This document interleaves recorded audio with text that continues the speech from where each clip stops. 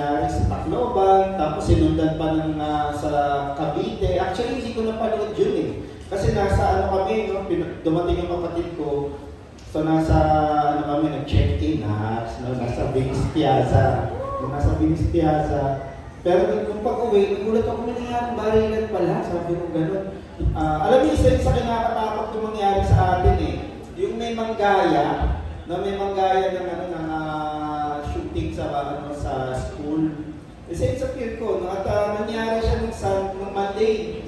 No, at ramdam na ramdam sa bayang Pilipinas. Ano, natabunan niya na yung ang balita kasi ng ilang linggo na yung nalunod ng player. So ngayon naman yung barilan.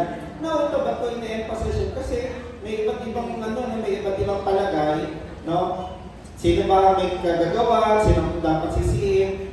Sa akin ang magandang tanong na lumabas sa isip ko, ano yung pwede gawin ng church para maliwasan yun? Ano yung pwede gawin ng church para hindi man ma-minimize, maiwasan talaga? Kasi meron tayong gagampanan ng papel dyan. So, syempre, gagampanan ng church to pray. Kaya kanina sinama natin sa prayer yan. And sana lagi natin isama sa panalangin ang ating mga eskwelahan, no, particularly yung mga guro. Pero maganda, ipag-pray din natin ang bawat pamilya. Kasi naniniwala ako, nagsisimula ang lahat sa tahanan. Not to point fingers, hindi para manisi, kundi sana po magkaroon ng hamon. Na ayusin ang tahanan, ayusin ang pamilya para dito magagaling yung mga mabubuting mga anak. Na balang araw magiging mabubuting mga mamamayan. Yan, kaya pag-usapan ko lang, since we are a revival church, no, ang ating pong vision ay national revival. Magiging posible po yan when we go out, no, and share the gospel at magkaroon po ng pagbabagong buhay ng bawat lalapitan natin. Pero in Taytay, na tayo ay community church, I believe, no, we need to spread revival fire sa tahanan. Sabi mo, revival in homes. Kaya magsisimula pa yan sa bahay natin. Ang sakit naman na nagkaroon ng revival sa kapitbahay na dahil sa atin, pero sa bahay natin walang revival. Na kaya pag-usapan natin ito, paano ba magkaroon ng revival? No? Para magkaroon tayo ng context, ang Christian family, no? Sino rito bahagi ng isang Kristiyanong pamilya, taas sa kamay? Yan. Sabi nung sa isang nabasa ko, a Christian family should be the cradle o kanlungan, cradle o sinupupunan dapat. No, sinapupunan po siya ng Christ-likeness. Dito nakikita yung liwanag ni Jesus. Dito nakikita. Dito dumadaloy. No, dito nagiging channel. Okay, yung Christian values na isasalin sa henerasyon. No, pansinin nyo, kami, yung nanay namin, naalala ko, pagka gumigising ako ng umaga, wala. May darating na siya. Saan galing nagsimba? Araw-araw nagsisimba. So nahagip namin mga magkakapatid yun na ipasa yung pagsisimba. Pero tingnan nyo, dahil may naipasang values, kahit sabihin mo automatic siya, ang Diyos mabuti, nire-refine niya. O sige, sanay na kayo magsimba paglinggo, sanay kayo huwag lumiban paglinggo. O sige, palalingin pa natin yan. So hindi na lang kayo nagsisimba para magpa-check ng attendance. Yan, nagsisimba kayo ngayon para magkaroon kayo ng encuentro or encounter sa aking presensya at kabutihan. So tingnan nyo, ano? So yan, sa nagsisimula, tahanan. Tingnan po ninyo, Genesis chapter 3, chapter 2. No? Ang Diyos nag-institute na po ng pamilya by the union of Adam and Eve. Yan, at nung nagkaroon ng kasalanan, pero niligtas pa rin ang Diyos sa katauhan through a family. Noah, di ba? Doon nagpasimula. Again, nagkamali na naman, and ang Diyos nakipagtipan sa isang pamilya na naman, ng pamilya ni Abraham.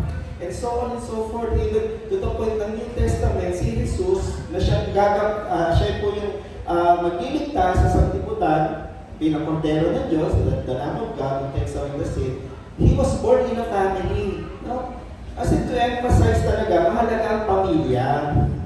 Kasi kung hindi yan si Jesus, darating na lang siya bigla na, tapos liligtas ko na kayo, ipako nyo na ako. Hindi. Kailangan niya ipanganak sa isang pamilya. So, makikita natin God moves through families. Napakahalagang papel ang ginagampanan na pamilya. At sa babasahin natin ngayon, maging si Pablo, pinaalala niya sa early church yung kahalagahan ng isang pamilya. No? Kahalagahan. Simulan niya sa kanyang mga letters, ano yung kailangan para ang Panginoong Jesus ang maging sentro ng bawat pamilya. Kaya gumawa siya ng sulat sa mga taga-Polo, sa Colossians, nagpadala siya ng sulat, no, sa mga taga-Ephesus, kaya nagsulat siya sa Ephesians, reminding them, no, ayusin natin ang ating tahanan. Ayusin natin ang tahanan. Paano natin naayusin? Ito yun. Ito yun. Sa Colossians chapter 3, yung unang sulat niya sa mga taga-Polo, sa mga Colossians, sabi niya, wives, submit to your husbands as it is fitting in the Lord. Kung gusto ng mga lalaki to, sabi ni Pastor, submit ha. Pero teka muna, meron niyang katabit, no? They submit, ito naman ang tungkulin ng mga husband. Husbands, sino husband dito? Taas ang kamay. Yan, Happy Father's Day ulit. No, husbands, love your wives and do not be harsh with them. So, mahalin at huwag maging salbahe sa kanila. Yan. Okay? So, ano po, asawa, minamahal. Sabi mo, minamahal. Ba't pumapalakpak si Jackson? Asawa ka na ba?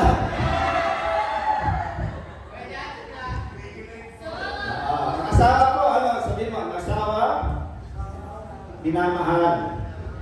Ang asawa, hindi sinasaktan. Okay, ang asawa, hindi pinagmamalupitan. Mga tatay, harap sa misis. Sabihin mo, narinig mo si Pastor ha? Yung mga asawa pala na nananagad sa asawang lalaki, narinig mo si Pastor ha? So, ayun po. So, pinaalalahanan niya, do not be harsh with them. Pero, kasama yung mga anak, sabi niya, children, obey your parents in everything, for this pleases the Lord. Yan. So, fathers, again, bilin niya, do not embitter your children or they will become discouraged. So, may paalala, may paalala sa magulang, may paalala rin sa mga anak. So, ngayon, yung pangalawang sulat ni Pablo sa mga taga-Efeso, children, obey your parents in the Lord, for this is right. Honor your father and mother, which is the first commandment with the promise, that it may go well with you and that you may enjoy long life on the earth. Tasa kami ng mga anak dito, lahat ng anak, tayo, naging anak tayo. Ayan, napaalala, sumunod, parangalan. Okay, mamaya, babatakin natin yan at sisiya sa atin. Verse 4, fathers, do not exasperate your children. Instead, bring them up in the training and instruction of the Lord. Ano yung exasperate? Tinitignan ko yan eh. Sabi niya sa Tagalog, huwag bigyan ng sama ng loob. No, huwag bigyan ng sama ng loob. So dito makikita natin, pinaalala ni Pablo, bawat miyembro ng pamilya, merong papel na gagampanan. Okay? Every member of the household or family has a role. Every member of the family was reminded on how to behave. Every member of the family was reminded ano yung magandang gawin para magkaroon ng kapayapaan sa kanilang tahanan.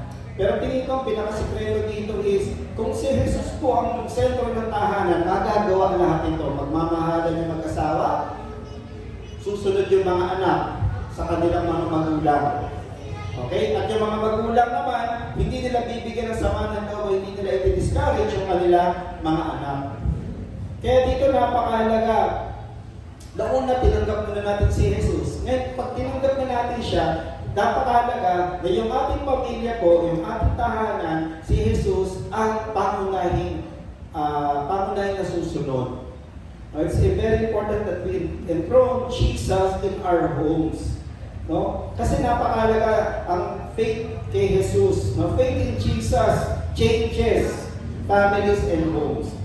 Ang dami ka na nakita na dati nagkakatulugan. Nung kakapilala pa sila kay Jesus at sinusunod na nila yung mga panuntunan ni Jesus, nagbago yung kanilang pamilya.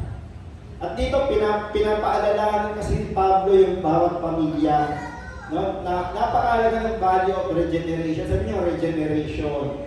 Ibig sabihin, may lumang buhay tayo, binago ngayon ng Diyos.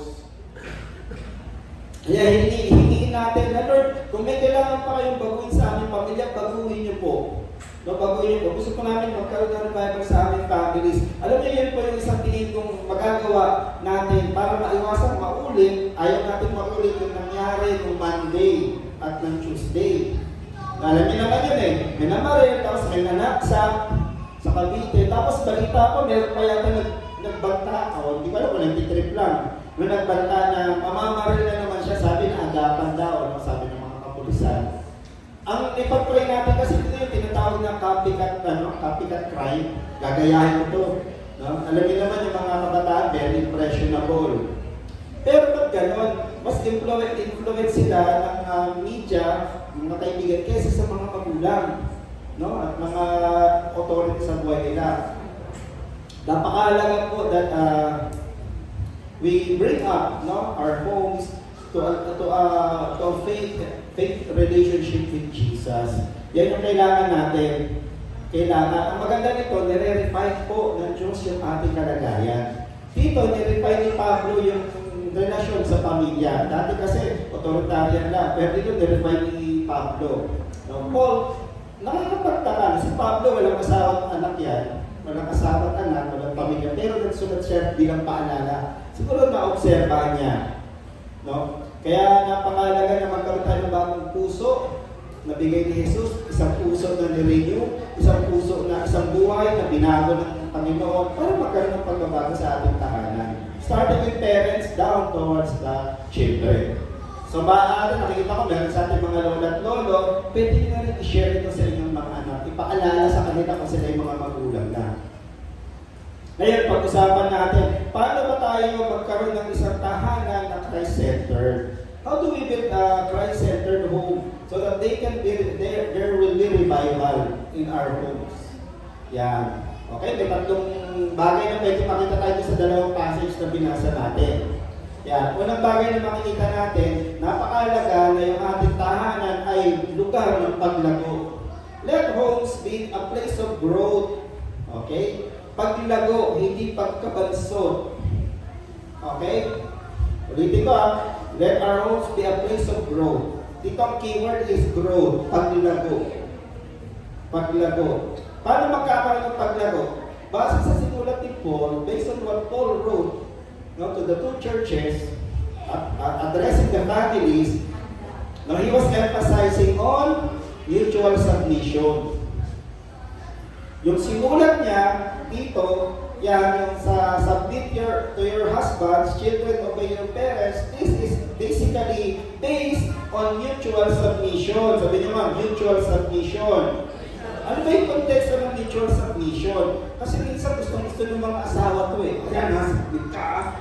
Tapos yung mga magulang, yan mga anak dapat sumunod kayo kahit na hindi na maganda yung pagpapasunod.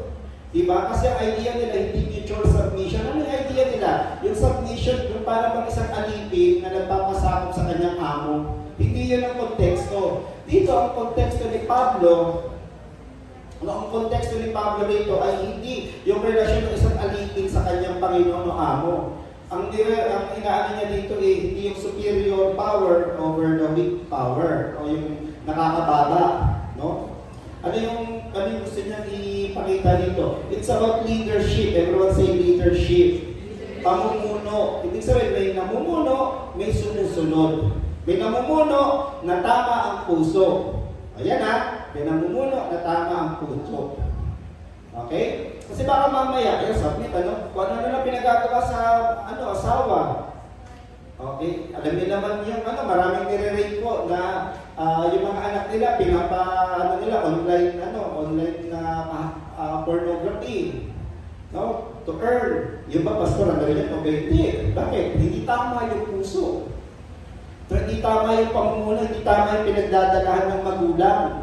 Okay? So it's mutual submission. And mutual submission creates an atmosphere of growth. Tingnan nyo, mag-grow, di ba? Yung relasyon ng asawa sa mag-asawa, mag-grow when there is mutual submission. Tapos yung relasyon ng mga anak sa kanilang magulang, mag-grow when there is mutual submission. Yan. Tapos dito, makikita natin dito, may growth. Bakit? This is the first commandment with the promise. So may growth. No, may growth. Maging sa mga bata. May growth. That it may go well with you and that you may enjoy long life on the earth. Mga kapatid, ang pagpa-practice ng pagsunod at pagpapasako, hindi yan sa school, nasisimulan yun sa bahay. Okay, sa tahanan po siya nasisimulan. Kaya pag nakita ng lalo ko pag nakikita ng mga anak na yung nanay ko ano pinagsasabi sa tatay, that is dishonoring. O pwede naman talaga minsan talaga ang mga tatay minsan dapat head sila pero naging headache. No? Pero sabihin mo nga sa katabi mo nga hindi ikaw yun. Dito pa, walang tatay sa CSB Taytay na headache. Okay, ang mga taga CSB Taytay na tatay ay head. Yan. Sabi nyo nga, mga tatay, head ako. Parang wala sumunod Galing yun. Mga nanay nagtawag. Ulit, mga tatay natin mga massive. Mapagmahal talaga. Yan yung mapagmahal. Pero gusto ko ipaalala na walang higit na tatay dito. Bakit? Kasi sila'y binago ng Diyos kasi ang namumuno sa kanilang puso ay ang Panginoong Hesus. Yan. Natin mga tatay! So, ganun kaya napakalaga na makita ng mga anak yung pagmamahalan ng kanilang magulang. Makita nila yung pagpapasakop. Sana, yung mga tatay, pagka sumusunod sa asawa, kasi nakikita nila yung value. Hindi para wala nang awa, sige naman, masunod ka na. No? Kasi makikita ng mga bata yung ma-absorb nila yun. Okay? Ma-absorb nila. So may growth. No? Makikita nyo may growth. May growth sa relasyon. May growth. Kasi may mutual submission. At pag may mutual submission, ang resulta po na ay mutual respect. Ibig sabihin ng mutual, palitan na nagkakaintindihan sila, kaya nire-respeto nila. Paalala ko sa mga misis, itinalaga po ng Diyos si Adan bilang head. Kahit minsan nagbibigay ng headache yung mister ninyo, siya po yung leader sa tahanan. Kahit hindi man nila ina-assert, no? So, mutual respect. Pangunahing pangangailangan po ng kalalakihan ay respect. Okay? Pangunahing pangangailangan naman ng kababaihan according to studies ay security and love. Nararamdaman nila secure sila sa kanilang pamilya, sa kanilang, lalo na sa kanilang relasyon sa asawa. So, mutual respect. Ang mga anak, napakahalaga ng pakiramdam ng magulang na sila nire-respeto. Kaya pinaalala ni Pablo dito, obey your parents, honor your father. Kasi napakahalaga. Sila ay nagpapagal na. Di ba, nagmumutol sa gitna ng araw para kumita. Tapos bilang hindi respeto, hindi susundin. Okay? So, mutual respect. And also, parents, kaya nga mutual kasi two-way. Sabi mo, two-way. Hindi one-way. Kaya nga, di ba, kaya nga yung sabi dito, hindi siya relasyon ng slave, alipin sa Panginoon. Kasi yung alipin walang karapatan. Yung alipin, hindi inuunawa. Okay? Pero kung yan ay mutual, ang respeto, nakukonsumi mga alam niyo, hanggang gusto ko mag-research. Alam niyo kung yung research ni Pastor? Bakit hirap na hirap magpugas ng pinggan ng mga kabataan? Diba? Makwento ko lang sa inyo. Si Pastor, kayo dito mangkad, yung tinira namin bahay poso, so nag-iigib, puro babae kapatid ko. Sabi na, kabilit-bilit nanay ko, yung kuya niyo, huwag yung paglalabay, nagpagpa-planche, no? Di ba? Lalaki yan. Sige, okay yan eh. Pero huwag mo naman pag-iigibin yung mga kapatid mo. Apat na babae mas nanay ko. So ako nag-iigib. So dati, galit na galit yung nanay, kumain na lang kayo sa, sa dahon ng saging. Galit na galit siya kasi hirap pong umigib mainit. Kaya isa naman nakulan. Di may dahilan. Pero, nagpakabit na yung nanay ko ng MWSS, kawasan. Bakit ganun meron pa rin platong marurumi? Kaya pala, isipan talaga sa akin yan, Kasi minsan, napasabi yung mga kapatid ko, di ka sino sa kanila, ay, maghuhugas na naman, sabi ng nanay ko. Bakit pagka kumakain ka isa, ay, kakain na naman. Palaisipan talaga. Pero tingnan nyo, kung may mutual respect tayo, mga anak, alam natin kung ano yung nagpapagalit o nagpapataas ng BP ni nanay o ni tatay. Okay? Alam natin, ibig sabihin, iiwas na natin. nagpaliwanag naman sila at medyo tama naman, no? Dito sa atin, di ba, bumili tayo ng aso na nangangagat para pag kumakain sa church, wala nang turuan. Sino yung makagat, siya yung maghuhugas. Kaya lang, meron minsan hindi makapaghugas, bakit? Kasi pagod mag-gitara. Di ba? Pagod mag-gitara. Buti nga yun, nagki-keyboard, hindi nagsasabi, pagod ako mag-keyboard, pastor, namiligis ko yung kamay ko. Ako lang, pagod mag-drums ko, mga ganyan. Pero titignan natin kung be considerate naman, pagod mag-gitara, tapos makita ka, baka kilala, para dumudugo, pastor, Ibig sabihin ko lang mutual respect, may unawaan. Ibig sabihin ko, unawaan. So tingnan niya, when there is mutual respect, there's growth. Kasi may unawaan At bawas sakit ng ulo. Bawas pagtaas ng BP. So hindi tataas yung nireseta sa atin na losartan. Di ba? 50 mg na lang, hindi siya tataas sa 100. O hindi siya maging combination medicine kasi mataas yung BP. Mutual respect. Kaya dito makikita natin, let the peace of Christ rule in your hearts. When there is mutual respect, out of mutual submission, takot pa naman tayo sa tahanan. At sabi rito ni Pablo, paalala niya, same chapter, let the peace of Christ rule in your hearts. Since as members of one body, you were called to peace. Hindi po tayo tinawag ng Diyos para maging magulo yung pagsasama. Okay? You were called to peace. Yan. Kaya, paano natin mapapanatili yung peace sa bahay? Ayun, mutual respect, mutual submission. Makikita natin dito in growth, alam natin yung ating mga gampanin or role. Alam natin kung saan tayo nakatayo. Siya magulang, ako anak. Siya ang asawang lalaki, ako yung asawang babae. Yan. Sana po na malinaw yan, para po may kapayapaan. Now, kung meron naman tayo mga napakababait na mga asawang lalaki at willing naman sila na sige, ikaw yung medyo sige, okay lang naman, basta may pagkakasundo. Mahirap yan, umuoo, no? Pero galit naman. Siya na naman ang kasunod Kaya alam, hindi ko na, para wala ng gulo. Mahirap yun. Napakalaga, we maintain peace inside the home.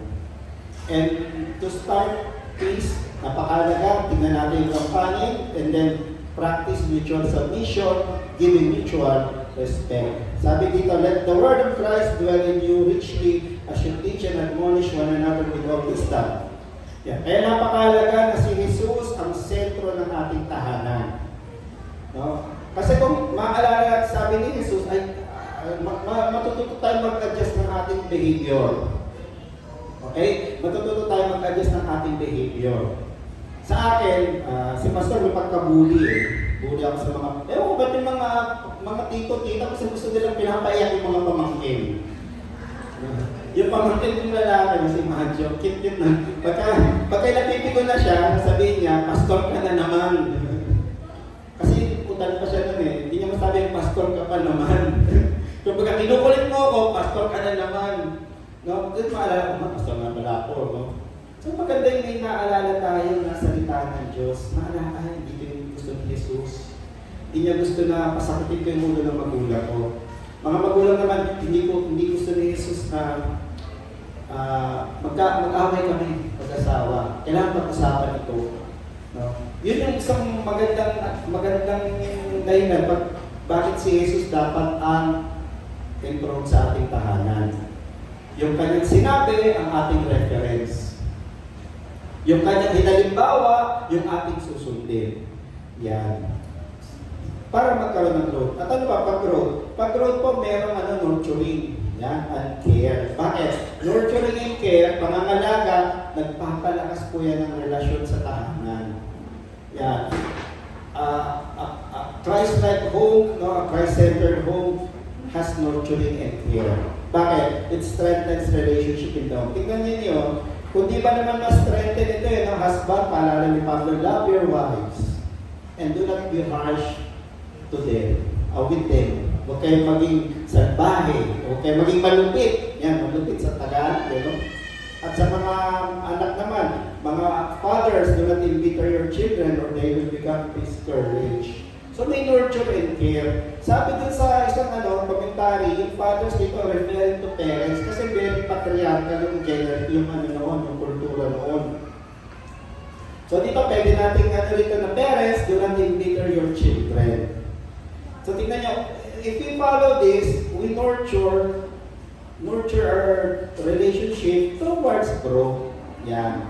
So may strengthening through nurturing and so understanding, and growth comes from proper training and instruction. So may nurture, meron din pagsasanay at pagtuturo. Yan.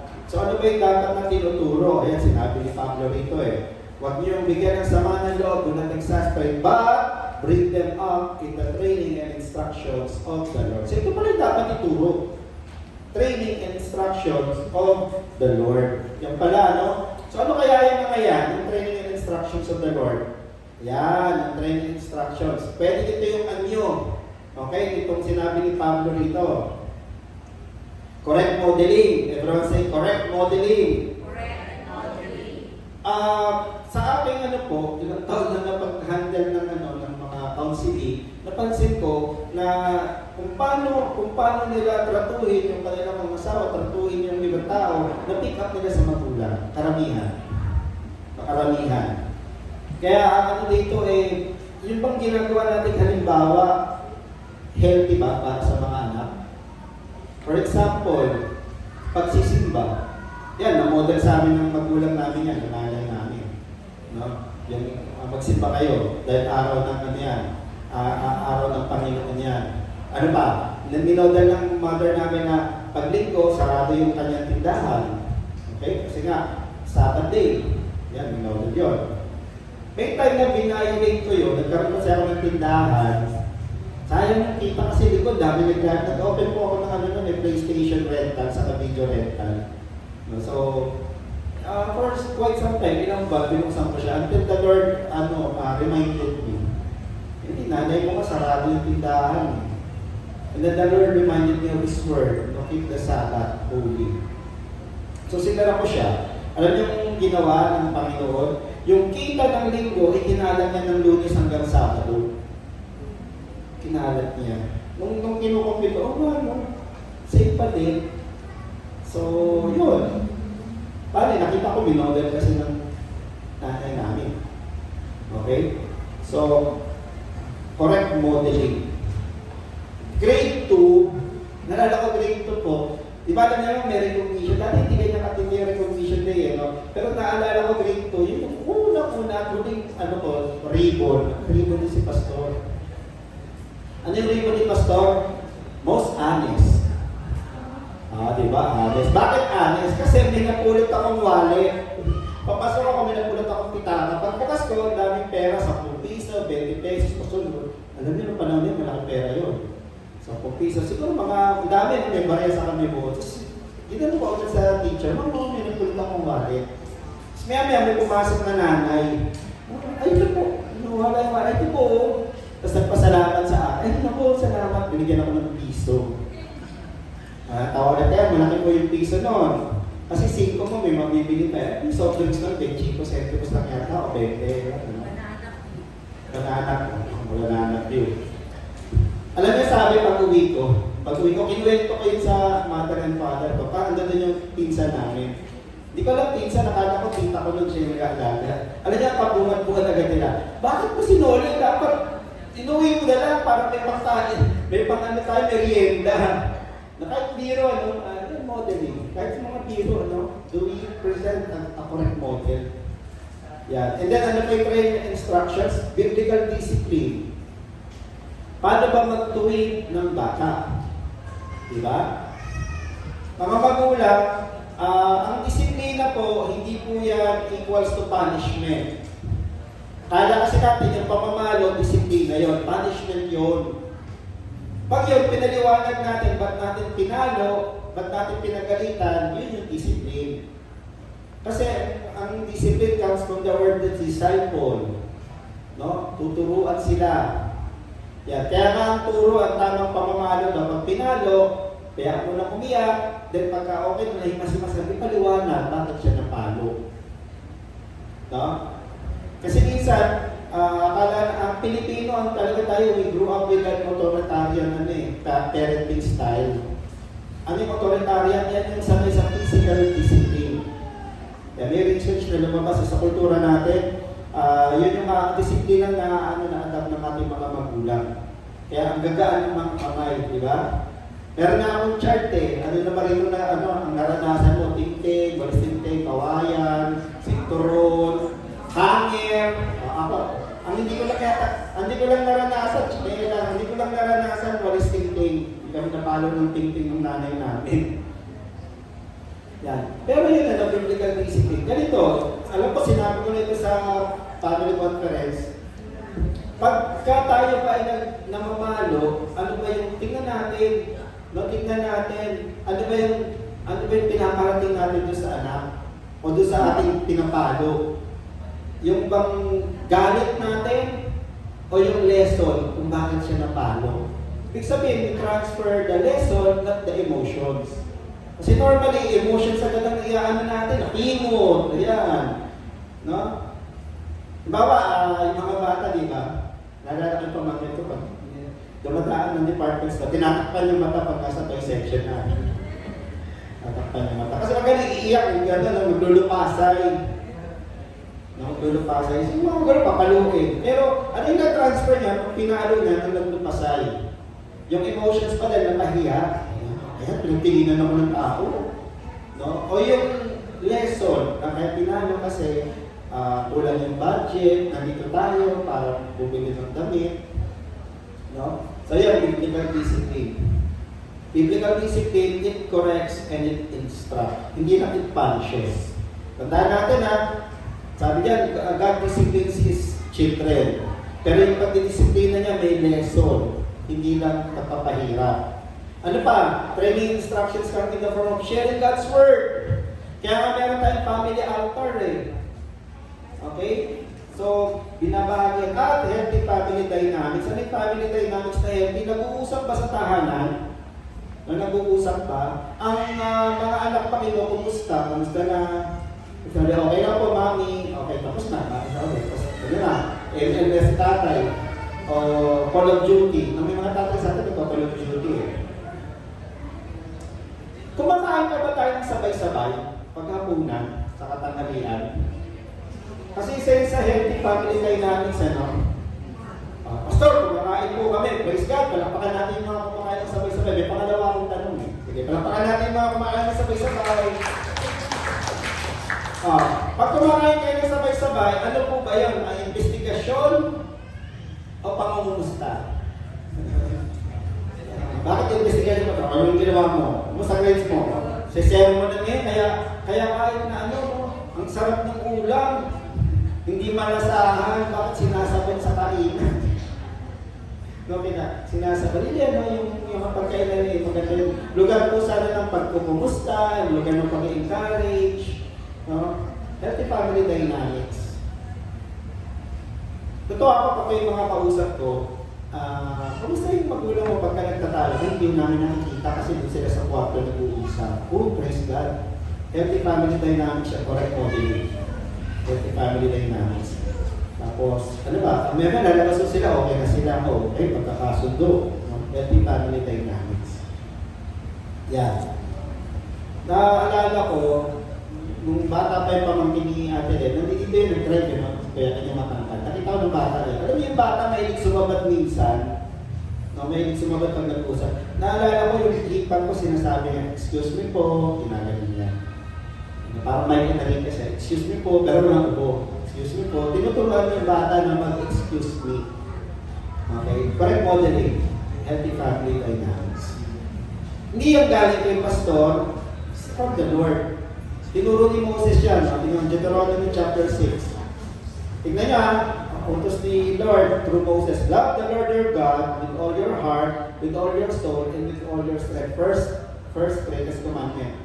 These commandments that I give you today are to be upon your heart. Sino kausap na rito? Magulang. Sabi mo, magulang. Parents. Parents ang kausap. Tapos, sabi ko sa magulang, ito, impress them on your children. So, ibig sabihin, gagawin muna. No? Isa sa puso muna ng magulang. Sa kanya, ipapasa sa mga anak. Paano ipapasa? Talk about them. When you sit at home. So dito, hindi pinag-uusapan yung pagkakamali, may panahon para doon. No? Talk about them. No? Kabutihan ng Diyos. When you walk, when you sit at home, when you walk along the road, when you lie down, and when you get up. Ano yung context ito? Nung panahon ko, nung unang panahon sa Israel, wala pa po silang, walang mga Bible nun eh. Wala pang Bible. Kasi during the, ano na siya, na-consolidate yung Old Testament. So, nung kanilang exile. At nagdagdagan ng New Testament yan after sila po na ginather yung mga scroll. Nung tinanggap na yung tinanggap na yung Christianity as the official religion or faith. Pero dati, ang paraan po ng, alam niyo kung paano tinatransfer, kasi wala namang channel na wala pa namang video, kinikwento nila. No? Ang tawag doon ay oral tradition. So kinikwento nila, ganito, dati nasa Egypto tayo, slave tayo, oral tradition. Ang ginawa ni Moses daw, sinulat niya, lahat ng narinig niya. Tapos ginag ni Lord.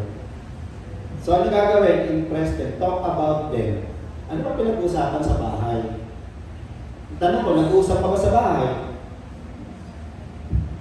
Nakakalaglag kasi yung the same technology that was created to bring us closer, it seems it is putting us far from each other. Magkakatabi na pero hindi nag-uusap. Kita yan no? Ilang kami pagka kumakain kami, may darating na isang pamilya, pagpupo, kanya-kanya labas na ng gadget, hindi nag-uusap. Meron kaming nakainan dati na we don't offer free wifi so that you can talk with each other. Kaya lang hindi na-urabayin yun bakit? Kasi may load na. Kasi pwede namang mag-messenger kahit walang load. Kaya natipid na yung purpose. So, ibig sabihin nun, nasa magulang pa rin ang gig. Ang mga magulang, hawak niya ang gig. Kasi minsan hindi bitang hawak, cellphone ang hawak. Okay? So, talk about them. Usap naman. Usap naman. Okay, mag-alala, maski ako guilty dito. Kasi pag kumakain kami, gusto ko nang basahin yung message. Si ate rin, hindi pa ako tapos kumain. Yes, ma'am? No? So, talk about them. Pag-usapan. Pinag-usapan niyo ba yung sermon? Pinag-usapan po namin tungkol sa pilaway ng pastor.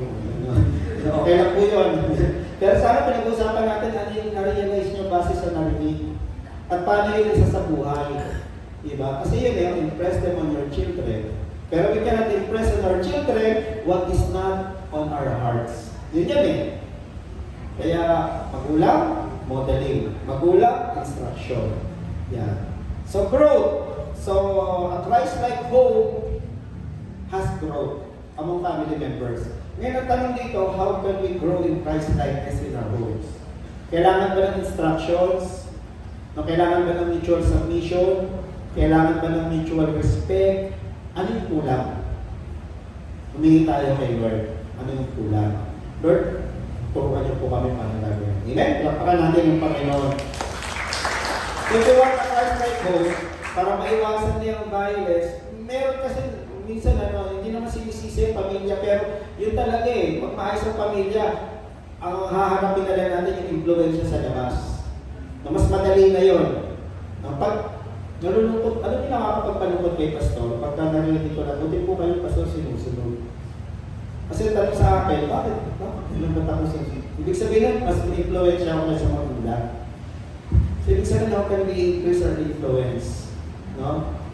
How can we increase our influence? Sa way na kahit wala tayo, yung mga anak natin, alam nila na hindi ito tama. Makakasakit ito kay nanay o kay tatay. Okay? So yun, how can we grow? Pangalawa, so may growth. Pangalawa, a place of refuge, kanlungan. No, ang tahanan, napakalaga na ito ay kanlungan. Ito ay ligtas na lugar. No? Colossians, balikan natin. Love your wives and do not be harsh. So, same. Kasi may love Same. Kasi hindi sila harsh sa kanilang asawa. Diba? Diba mga misis? Ang sarap ng pakiramdam na yung mister ninyo ay hindi harsh. Diba? Hindi talaga harsh kasi ako yung harsh pastor. Yeah. So, Minsan, di ba, sarap no, na pag dumating tayo, ang tanong agad ay, kumain ka na ba? Di ba? Kumusta ang araw mo? Di ba? Sa lahat, ano? Sa mga anak naman, no, di ba? Ang sarap ng pagkatahanan ay hindi lugar ng kapaitan. Hindi lugar ng kapaitan. Sa madaling salita, our homes need to be a place of safety and security. Yan. Secure tayo doon. Paano ba? Ito, a home where there is safety and security, mayroong nakikinig. Yan. Sabi mo, may nakikinig. Pinakikinggan ka natin ng isa't isa sa tahanan para magkaunawaan. Tignan nyo, the Lord said to Moses, speak to the Israelites, said to them, when you cross the Jordan to Canaan, send some towns to be your city of refuge. Meron silang itatabi ng lugar na kung saan pwede kong tumakbo yung may nagawang pagkakamali. When the person which was killed someone accidentally may flee. Bakit? Para po sila i-absorb. Hindi. Ito yung purpose. They will be places of refuge from the avenger kasi baka mapatay agad eh. Kasi noon, ay ang sinusunod nila. Buhay sa buhay. Paano kung aksidente lang? Paano kung sinet up lang? Diba? At batid naman natin po, marami pong nasa bilangguan, inosente. Yan, marami nagsabi. Marami nakakulong, inosente. Kaya lang, walang kakayahan ay pagtanggol ang sarili. So nung pala nag-arrange si Lord ng isang lugar, before He stands trial, before the assembly, so pinapakinggan. No? Si Lord hindi agad yan parusa, kaya sabi niya sa Isaiah, na come, let us reason together. Imagine niyo, Diyos mismo pwedeng makipag-usap, na magkalinawan muna tayo. Diba? So sa tahanan, napakalaga na yung paglilinawan. Okay, so paano nangyayari? Listening ears. Okay? Ba't di nakapag-ugas ng plato, pakinggan muna. Ngayon, kung alam natin na nangangatwiran lang, mga anak, pakinggan din ang mga magulang. Nabuksan ang kalooban. Kasi kasi ginagapangan ng ipis eh. Kasi iihian ng daga eh. Diba? Kasi lalanggamin eh. Yan. Kasi gusto ko sana pagod na ako, pagkita ko sana maaliwalas yung lababo. Diba? May pag-uusap, may nakikinig, at may umunawa. Paano ba? A home where there's safety, may watchful eyes. No? May mata na nagmamasid. Bakit kailangan magmasid? Kasi kung may panganib. Yan. Tingnan niyo sa Isaiah, sabi ni Lord, my people will live in peaceful dwelling place in secure homes. No? Binabantayan ng Diyos eh. Binabantayan ng Diyos even yung mga anak niya. So, watchful eyes. So, mga magulang, watchful eyes. Pag hindi ka, watchful eyes. Marami pong mga bata, hindi nyo alam, dumadaan na pala sila sa depressive episode lang naman, hindi pa naman disorder. Kapag may pagbabago, biglang ito pantayan, kung nanahimik bigla, pantayan kung naging distant bigla sa tao, ibig sabihin may nangyari dyan. So, chicken. May nangyayari sa kanyang kalooban. Okay? Naging distant, tapos nakita nyo, masyadong hyper, ibig sabihin na pag nagigitla, ikaw sabi, watchful eyes. Kasi kailangan tingnan ang kanilang paligtasan. Yan. Pag may sinasabi, pakinggan. Nasabi ko na sa inyo lang, nung po ako nag-internship sa, nag-interview ako ng mga estudyante. Marami, pagtanong ko pala kung saan nag-iyak na. Tapos magkikwento na yan. Binubuli, magkikwento na, minsan, tingin natin, hina mo naman. Minsan, hirap na hirap sa pag-aaral. Putok dami kong subjects. Pero nga ko lang, dati, nung hindi pa ako nag-aaral, hina mo naman, nung panahon nga namin, nag-working student pa ako. Kukumpara natin yung sarili natin. Pero kailangan pakinggan natin sila. Ang tanong ko sa kanila, yung kinuwento mo sa akin, ganun pa na-ikwento yan sa bahay. Wala po. Sa magulang mo, sabi mo na, hindi po. Ano dahilan? Sasabihin lang po kasi okay po eh.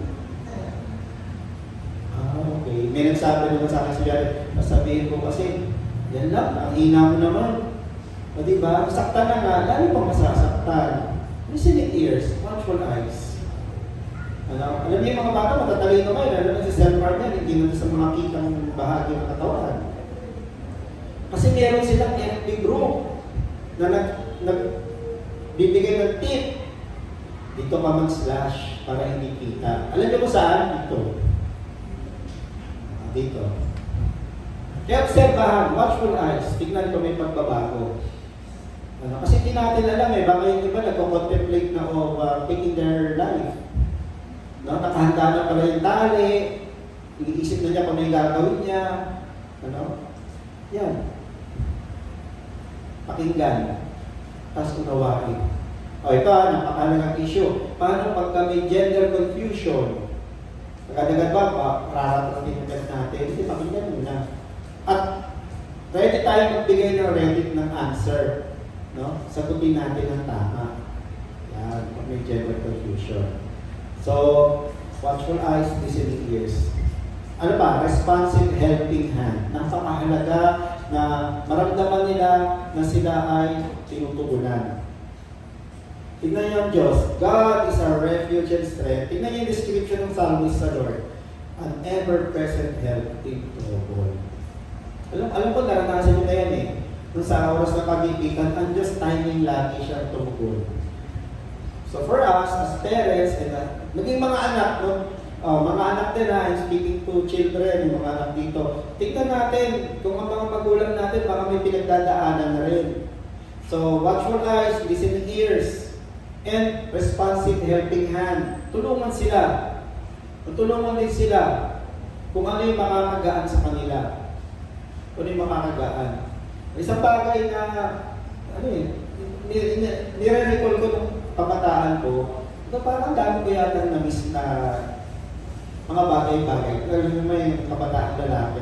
Pero alam isang bagay na nag-prevent sa akin para maging video, niisip ko yung epekto sa nanay ko. Kasi biyuda na siya, tapos sila kami magkakapatid.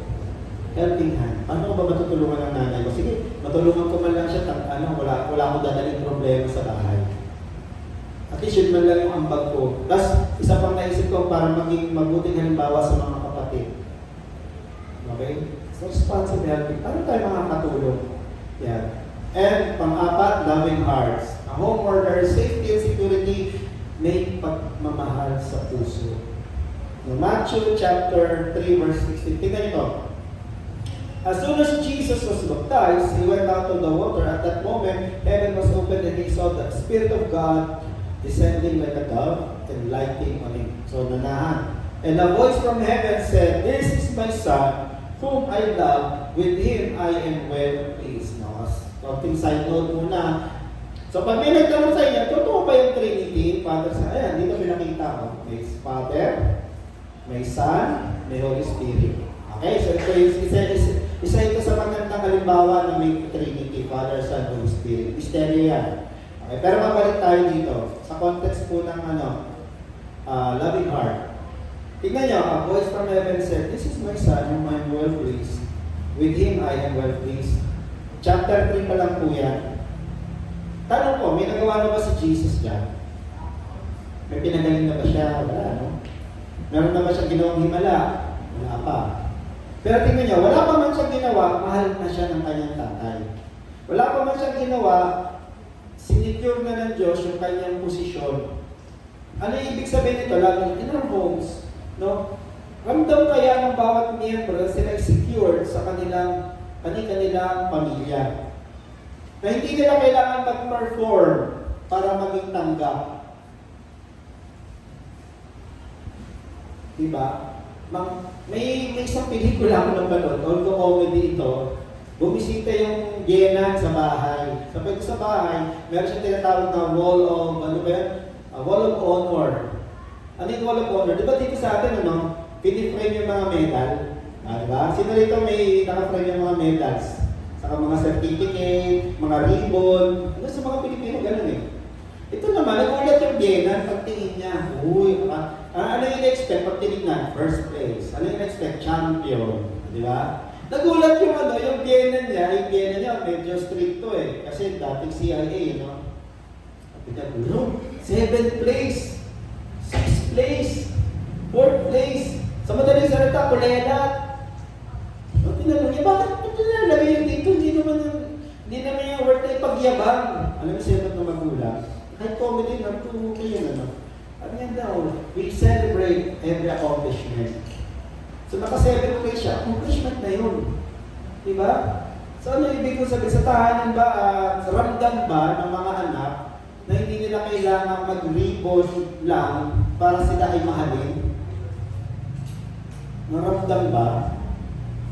Okay. Mga mister, ramdam ba ng mga mister na kahit na sapat o minsan short yung kita, secured sila na mahal sila ng kanilang asawa with respect? No? Mga misis ba, secured ba sila na kapag lalabas yung asawa nila, ramdam nila na sila pa rin yung pinakamaganda, pinakasexy, pinakakaibig-ibig sa mata ng kanilang mister? Ito yun eh. No? Naramdam na pinakita. I'm glad that Matthew recorded this. I'm glad na nirecord ito ng mga evangelists. Kasi pinapakita nito na napakalaga na establish muna tayo. And paano yan? Establish our identity through affirmation. Yung ibig sabihin doon. No? Ang tahanan na may loving hearts, ang mga miyembro, they affirm each other. They don't criticize one another. Diba ito? Try ba? Ayan, mami, bakit? Nag-exam po, tignan niyo po. Out of 10, naka-9 ako. Ay, may magulo na lang na, hindi perfect. Makikiraan po. Makikiraan po. May labutan to lang. Bigla, di bang may lang pala. Di ka na talaga yung sermon, parang granada yan eh. Pagsabot, matamaan. Okay, magkaila Ate Lena. Si Ate Lena, alam, ganun din ako. Pag yung may napapanood ako na nag-second place, no? Second place. Ayan ka na naman. Kasi sa sa Jolly po namin, member ko ako ng public school publication. Ang biruan doon, kung hindi ka champion, talo ka pa din. Oo. Pero hindi. We are not defined by kung anong place ba. Diba? We are defined by our character. Malaga lumaban. Kaya nag-second place ako sa general info quiz, sabi ng editor na, second place, talo ka pa din. Mahirap po yan. Marami ako nandiyan na mga adult na hanggang ngayon kailangan pa rin ng patunayan sa sarili nila. Bakit? Nung bata sila, hindi sila na-affirm. Hindi sila na-affirm sa mga munting mga accomplishment. Ulitin ko, munting mga accomplishment. Dito nga, wala pang accomplishment, in-affirm na lang dyan si Jesus. This is my son, anak kita, period. Ano pa? Mahal kita, period. Ano pa? Naglulugod ako sa'yo, period. Diba? So matuto tayo dito. Matuto tayo. A home where there's safety and security, may nakikinig, may tumutugon, may nagbabantay, nakaligtasan, at may pagmamahal. May puso nagmamahal. Okay? Ang mga bata ko na tingin ko, lumaki ko na secure sila sa nila. Lumaki sila na hindi nila kailangan patunayan na magaling sila. Ibig sabihin, tanggap na magulang hanggang saan na kaya. Okay? Tanggap na magulang hanggang saan na kaya. So dito ang tanong, how can I build a home where there is safety and security for every family member? So hindi lang mga anak, maging yung mag-asawa, how secured are you and how safe are you in your marriage relationship? Amen? So palakpakan natin ng Panginoon sa growth. Pangalawa po safety and security, refuge. Dapat ang bahay po ay pinaka-safe na lugar po talaga. Bago ko iwan to, napakasarap na pakinggan na yung mga member ng pamilya, they look forward to going home. No? Ano yung look forward? Sabi sila makauwi na. Hindi yung uwi na naman ako. Diba? Kasi nga tingin sa tahanan nila, refuge. Pero ganito, okay mag-alala kasi in church, as much as possible, sana po, ang church din ay place of refuge din. Yeah, other than the home. Okay? Makahanap ng comfort, pag pumunta ng church. Kaya yun po yung greatest compliment na na-receive ko. Na kahit pagod sa school, pagdating sa church, nare-relieve. No? Nare-recharge. Ibig sabihin, hindi ako nakahawak sa liit ng member. So sana ganun sa tahanan. They look forward to coming home. And ako rin po, as your pastor, I pray to the Lord, no, that every member of Church of Blessed Life, look forward every Sunday. Look forward every prayer meeting. Look forward kung may gawain. Kasi refuge. Kasi napapakinggan kayo. Kasi nababantayan ang inyong kapakanan. No? Kasi may pagmamahal. Kasi may pagmamahal. Kaya ito, sa ating tahanan, paano natin gagawin yun?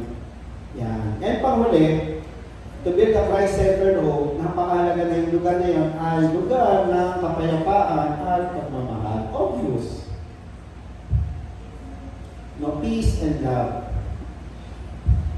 So, ang peace, define natin, hindi lang siya absence of conflict, but the ability to navigate through conflict ng maayos. So, kapayapaan at pag-ibig.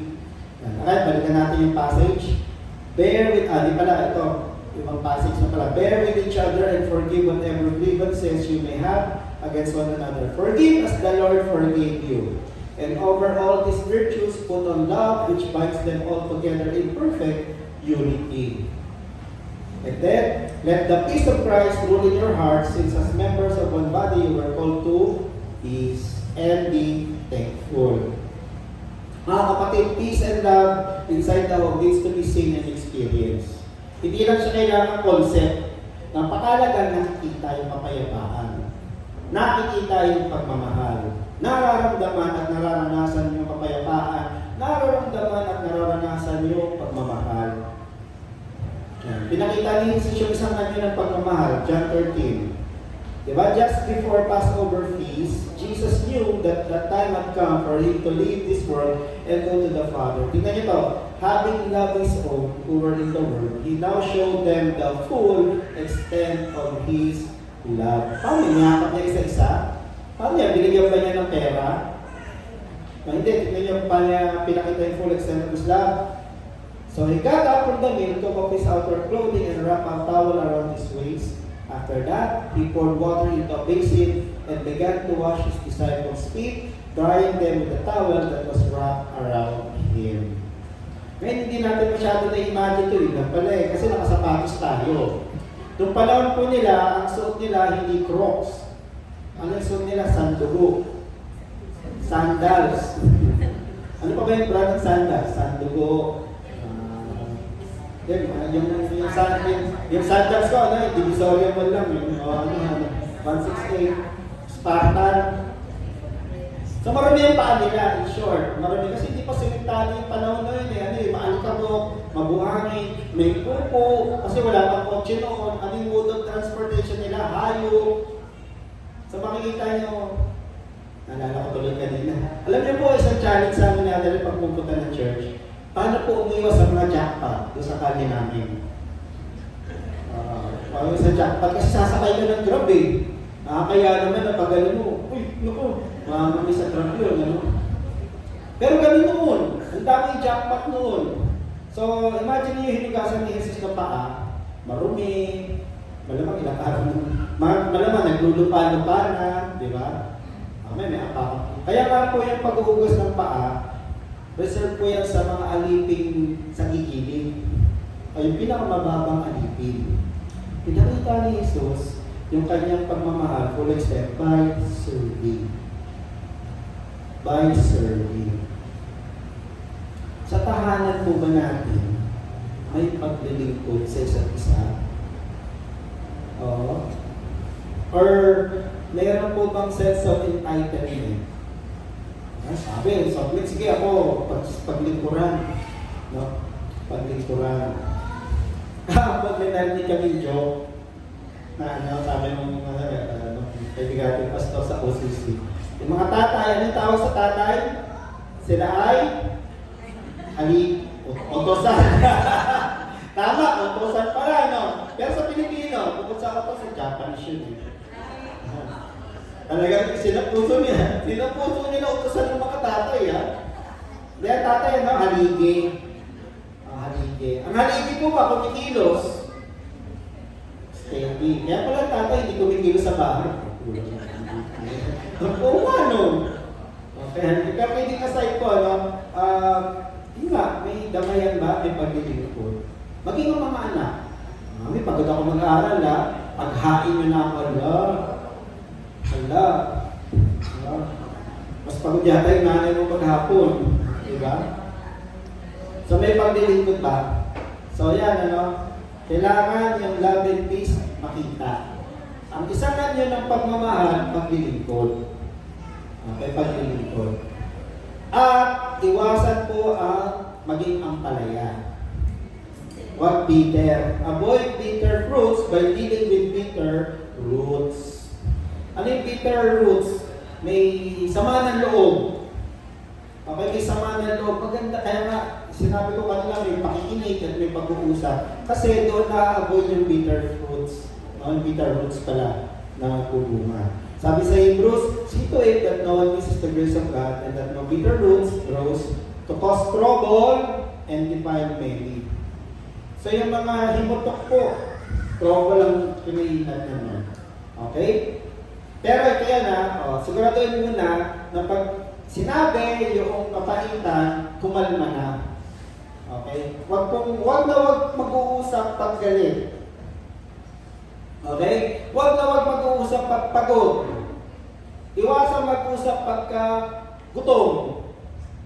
Okay? Iwasan yung mga yun. Bakit hindi magkakaintindihan? Lalo lang yung balang usapin. So, kailangan busog, kailangan nakapagpahinga, no? Bago mag-usap. So, ayan mga kapatid, how can I help maintain an atmosphere of peace and love in my home? Ano yung kulang? Paglilingkod ba? Pag-unawaan ba? No? Physical affection ba? Pagyayakap o yakap? No? We're created for physical touch din eh. Na mga mister, may ayakap yung pa ba yung misis nyo? Opo, pastor, hindi ko na mamagsara yung kamay ko ngayon. Dati sasara ko eh. Hindi na magsara yung kamay. Okay lang, basta mayakap. Pero ito, no? Mga magulang, niyayakap yung pa ba yung mga anak niyo o niyayakap nyo lang sila ng baby. Kasi cute. Ngayon, hindi cute eh. Kaya niyayakap ano. Ayaw na magpayakap. Ayan na. O, tingnan ayaw magpayakap, mga anak. Ito I'm addressing the children. Niyayakap yung pa ba magulang nyo. Ayan, very good. Palakpan natin mga anak niyo sa pagod. Kasi kailangan dinala yun pampatanggal ng pagod at affirmation din. Okay, so I can maintain an atmosphere. So yung mga kapatid, again, itong mga nilatag ko sa atin, I believe, pag may mga maayos na tahanan, ang produkto po niyan maayos na mga kabataan. At maayos na kabataan po, ang po-produce po niyan maayos na mamamayan balang araw. Okay, so, ano po, uyang-uyang na lang yung nangyayari sa paligid natin eh. Yes, okay kung mag-post sa FB. Yes, okay kung maglabas ng himutok sa FB. Pero mas proactive po siguro ayusin natin yung tahanan at siguraduhin natin maayos na mga bata, maayos na mga kabataan ang lumabas mula sa ating pamilya. Doon lang po mababago po yung ating lipunan. Kasi ang lipunan po, compose po ng pamilya yan. Compose ng pamilya. Kaya nga ang ating pong nasa loobin ng puso revival ng family. Yun po pag marami pong revive family, marirevive po yung community, marirevive po yung ating bayan. Kaya yan, simulan natin by establishing a Christ-centered home. Isang tahanan na si Jesus ang sentro, siya ang masusunod. So, it must be a place of growth, it needs to be a place of refuge, kanlungan, and it needs to be a place of peace, kapayapaan, at pagmamahalan.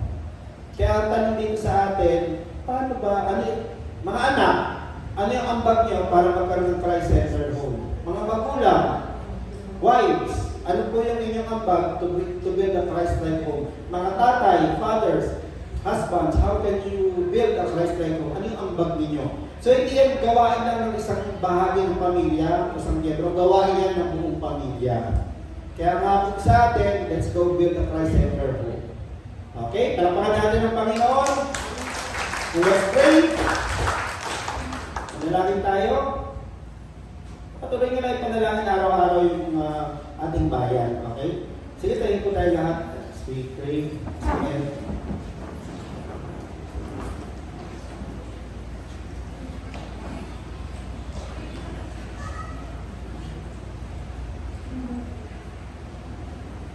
Father, we thank you for even the way we address you, family. Kasi tatay, father, Abba, Lord God. Thank you po for putting us inside the family. Thank you for reminding us, Lord, yung mga nangyari sa paligid namin. Lord, we can be a part of the solution by establishing a Christ-like home. Having the Bible sa aming pamilya. Right now, tinataas ko po yung mga magulang na narito. Taas na kamay kung ikaw ay magulang, kung ikaw ay adult sa iyong tahanan. Lord, yung mga nakataas na kamay na yan, Lord, we pray for your action for them. To be a part of a Christ-like home by establishing a home where there is growth, by establishing a home where there is refuge, Lord, safety and security, by establishing a home na ramdam bilang kita, yung pagmamahal at kapayapaan. We pray, Lord God, bless yung mga kamay na yan, bless yung mga pusok na yan, Lord God. Lord God, mamuno, Lord, magsanay, Lord, magtatag, Lord God, isang Christ-like po. And Father, ano man po yung pinagdadaanan na pagsubok ng mga magulang na ito, alam ko po, hindi po madali maging magulang. It's a challenging lifetime role. Pero exciting din po kasi pribilehiyo po yan.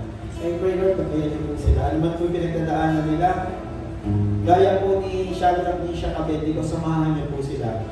Lord, kung meron silang pinagdadaanan na naglalagab lang, mainit, Lord, samahan niyo po sila. Kaya po, hindi po sila iiwan, hindi po sila pinapabayaan. Sa mga nangangailangan po mga magulang ng kagalingan, healing flow right now in Jesus' name. Healing flow right now, Lord, from the crown of the head, bumbunan hanggang sa talampakan, the soles of the feet. Healing flow right now, Lord God. Right now, lalo na po yung mga overwork, Lord God. Healing flow.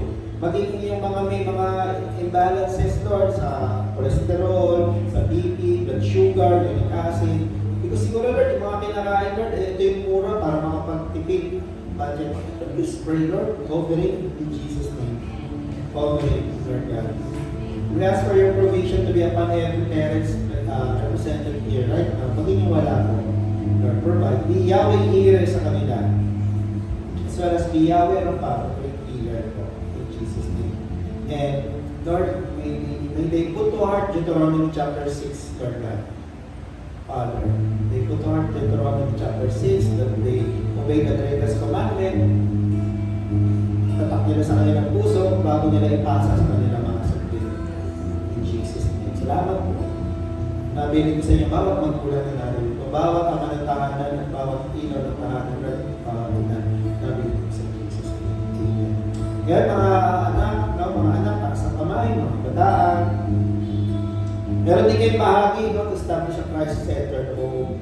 Hindi lang yung magulang. So, walang sisiyan, kundi hanap, ang natin ngayon ay hanapan kung ano yung pwede natin may ambag sa ating pamilya. Kaya right now, Lord, I lift to you every son and daughter na naririto. May bahagi po sila gagampanan. Unang bahagi po nila magpasakop at sumunod.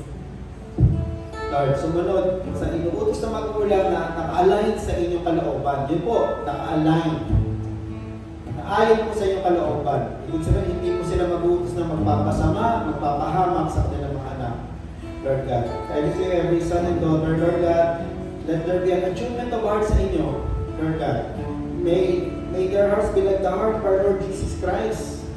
Na bagamat alam niya na kailangan siyang nasa tahanan ninyo, sabi sa Luke chapter 2, verse 51, sumunod pa rin siya sa kanyang magulang. He was very obedient to them. At ang resulta po nun, he grew in wisdom, stature, and favor with God, with you, and with men. Kaya panalangin ko po sa mga kabataan na rin ngayon, may they obey their parents, may they submit, mutual submission and respect. And I pray that magbunga po yun sa kanilang buhay. May they grow in wisdom, stature, and favor in Jesus' name. We declare, Lord God, dynamics, Lord, mabago po. Mabago po. Mabago po yung dynamics. Sige, right now, I will pray for families. Kung kasama mo yung pamilya mo rito, lumapit na ngayon. Sama-sama po yung mga kapamilya. Father, sige, hawak-hawak kayo ng kamay, mga pamilya, nanay, tatay, anak. Hawak kayo. Let's commit every family to our Lord Jesus Christ. Lord, we commit to you these families, Lord. Yung mga pamilyang naririto ngayon, represented here. Lord, be the center of their homes. Lord, be the Lord of their homes. Hindi lang po kayo tagapagligtas ng kanilang tahanan. Kayo po ang Panginoon. Ibig sabihin, hawak niyo po yung manibela ng kanilang pamilya. Kayo po yung magbibigay ng direksyon. Kayo po yung magbibigay ng pamantayan. Standard, Lord God. Kayo rin po yung mag-iingat sa kanila. And Holy Spirit, we lift to you, Lord, every family. Sanctify every family represented here right now. Bigyan niyo sila ng wisdom. Paano po gagawin yung mga napag-aralan po namin? Paano po isasabuhay yun? Paano po magkaroon ng listening ears, watchful eyes sa tahanan? Paano po magkaroon ng responsive helping hand, Lord God? At paano po magkaroon ng loving heart sa tahanan? In Jesus' name. In Jesus' name. We declare, Lord, unity in the family, pilit na sinisira ng kaaway. Pilit na sinisira through different laws sa aming bayan, through different, Lord God, mga postings, Lord. God, sinusuway ko po yung mga kasinungalingan. Let every family be guided by the truth of your word, Lord God, by the truth of your word. Because kayo po yung sentro ng family. And Lord, we commit every family. Provide for their needs. I declare, Lord God, in the coming days, supernatural surprises for them. In Jesus' name. Supernatural surprises in the form of provision, in the form of favor, in the form of opportunities, Lord. Supernatural surprises for every family represented here.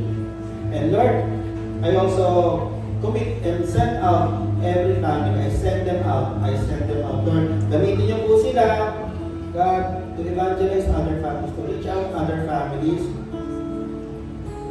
para po maipadama sa ibang pamilya yung ibang pamilya. Gamitin yung bawat isa, Lord. Palakasin niyo yung loob nila to be faithful witnesses, Lord God. Palakasin niyo po yung loob nila to share your goodness, Lord God. To share your goodness. It can be in the form of forwarding Bible verses, messages, Lord God, preachings, Lord, pwede rin po puntahan nila para ipag-pray, Lord, at ministeran. Whatever the case may be, Lord, send them out, Lord, for prayer. Salamat po. And as a church family, Father, continue to make church so blessed tayo, Lord, God, a place of growth in our spiritual family. Continue to make church so blessed tayo, a place of refuge for the wounded, for those who need healing, Lord, physically, emotionally, Lord God, spiritually. And make church so blessed tayo, Lord, a place where there is peace and love, Lord God. Tama po, ang bawat isa. Salamat po, yun ang aming pinapanalangin at pinananampalatayaan sa pangalan ni Jesus. Amen, amen, amen. Sa mga kapatid, pagsumikapan po natin na gawin yung pamilya natin na lugar na kapayapaan at pagmamahal. Sige, right now, we proceed with our tithes and offering. Yan, sino po yung mag-pray for the tithes and offering? So, prepare po natin yung ating mga ikapo, mga handog. Yan, maganda, binamodel din ng magulang, ano? Yung pag-ikapo at pagkahandog.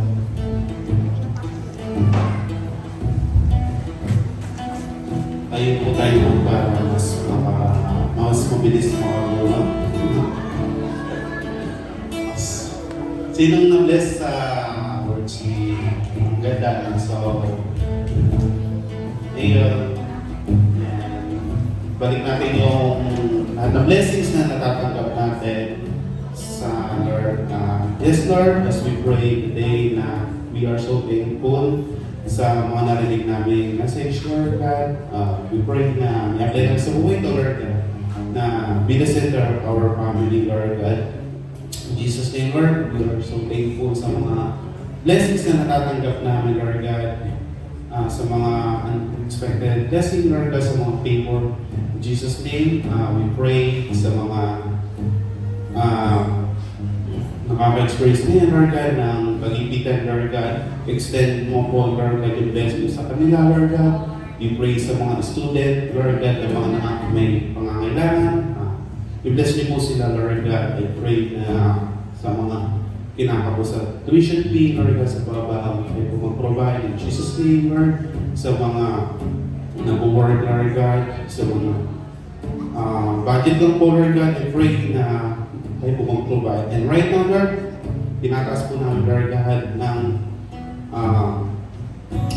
kakulangan namin, Lord God, in Jesus' name, Lord. And binabalik po namin lahat sa inyo nakapulit po sa salamat, Lord God. In Jesus' name we pray. Amen.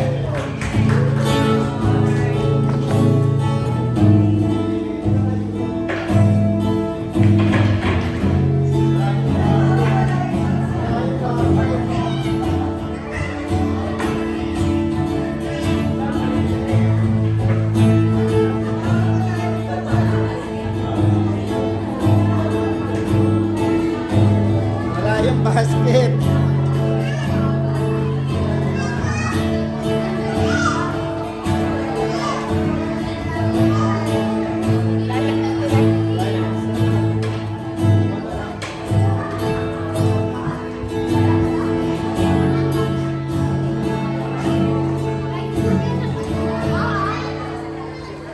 Ayan, thank you Lord.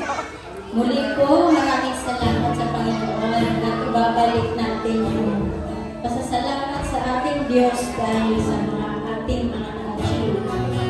Kaya, hallelujah. Yes, God.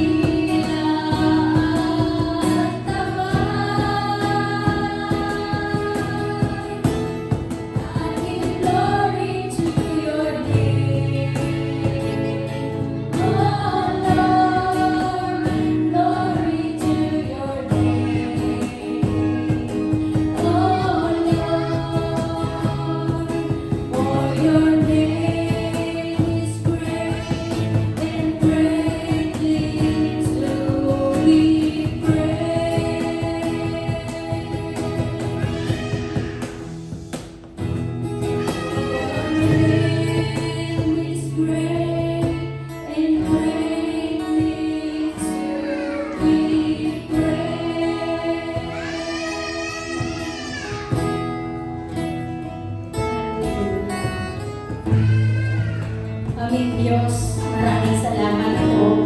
Bilang isang magulang, Panginoon, nagpapasalamat kami po, Diyos. Namimigay mo kami ng pamilya, Panginoon.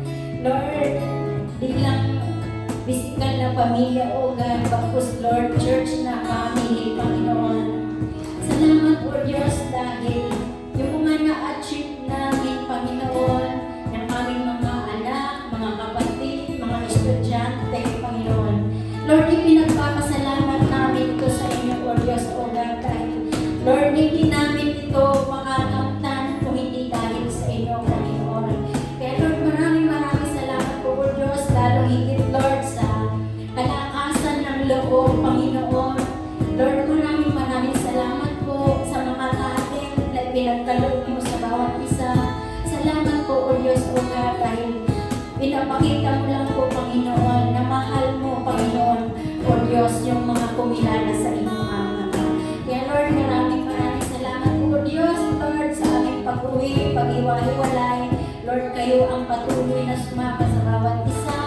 Protection covering po, Panginoon, O God.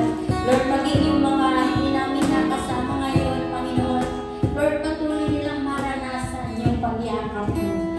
Muli po, Diyos, sa iyong papuri, pagsamba at pasasalamat. In Jesus'